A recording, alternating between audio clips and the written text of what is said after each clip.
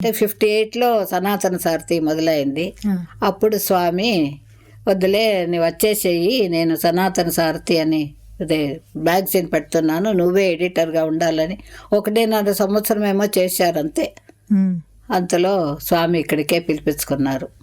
మా నాయనమ్మ ఒకటే ఉన్నప్పుడు రోజు పోయి అడిగేవారట, వంట చేసుకుంటున్నావా, కొడుకు మీదే చేయవద్దు, వాడుకు బాగా డబ్బిచ్చాను, బాగా తిను, కూరలని తిను అని. ఒకనాడేమో పాపం మా నాయనమ్మ అటుకులు తీసుకొని చాటలో పెట్టుకొని ఏరుకుంటూ ఉంటే స్వామి గబక్కని వెనక నుంచి వచ్చి ఇంత అటుకులు తీసుకొని నోట్లో వేసుకున్నారట.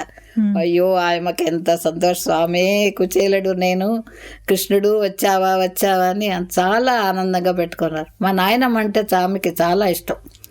ఆవిడ స్కూలుకు పోలేదు, సాయిరామ్ అని రాసేది మాత్రం నేను నేర్పించాను, అది మాత్రం రాసుకునేది.